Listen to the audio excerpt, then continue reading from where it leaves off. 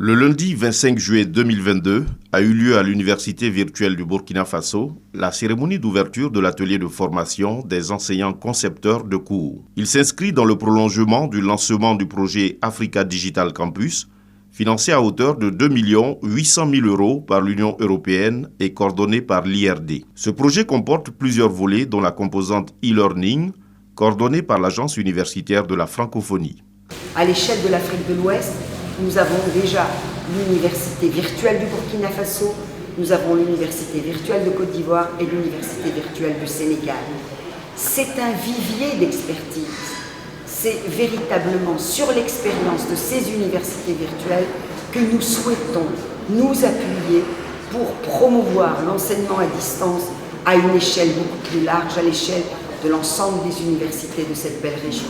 Donc il est absolument essentiel d'appuyer, de consolider le travail qui est mené par ces universités virtuelles, car elles sont tout simplement la pierre angulaire de l'édifice, ce qui permet véritablement de promouvoir la transformation numérique des universités partout, notamment sur ce continent africain.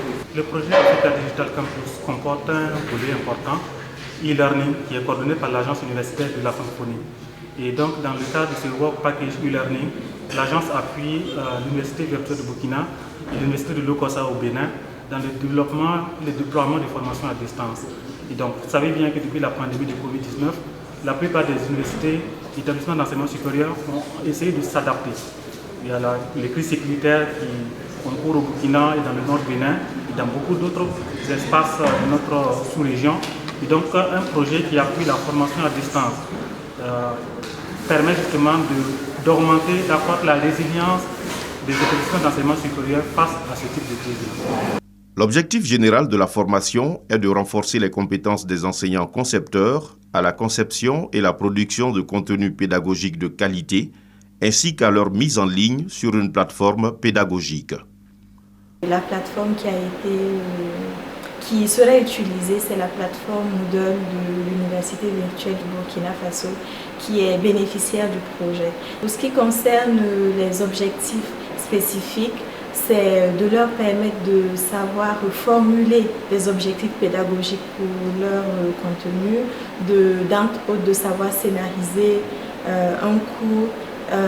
Il y a aussi la composante production de capsules vidéo qui est très importante notamment pour ces sessions de formation-là. Donc il y aura également des formations sur la production de capsules vidéo. Pour ce qui concerne la méthodologie de formation, nous nous sommes basés sur ce qui a été déjà fait ailleurs, donc dans d'autres écoles, d'autres institutions qui ont déjà de l'expérience.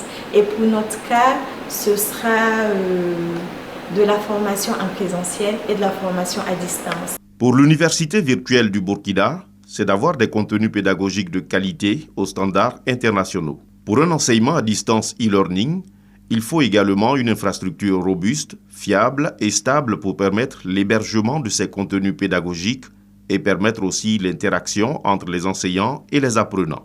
C'est pour cela donc nous avons choisi jusqu'à 117 cours qui doivent dont les enseignants doivent bénéficier de cette formation-là et de pouvoir remettre leur module d'enseignement à niveau pour que nous ayons vraiment des contenus de qualité. C'est ce qui fait que dans le cadre de ce projet-là, le second volet concerne donc la mise en place de l'infrastructure technologique, de pouvoir installer d'autres outils comme la visioconférence au profit des apprenants et les enseignants.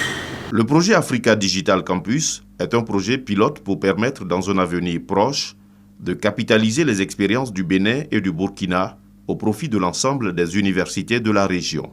Quand on parle de modèle économique des formations à distance, il y a des textes qui existent dans certains pays et dans d'autres pays non. Quand on parle de modèle économique, il y a certains qui rémunèrent les enseignants au forfait, d'autres à l'heure de cours, d'autres ont des méthodes un peu plus hybrides. Donc il y a des textes qui existent dans certains pays, d'autres non.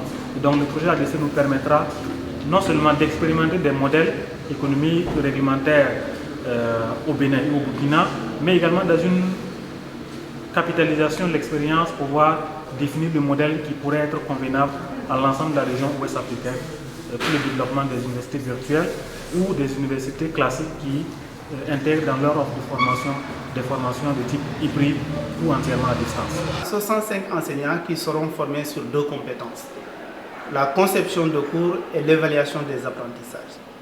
Il est également prévu pour que ces enseignants-là puissent être formés sur l'identification des ressources éducatives libres.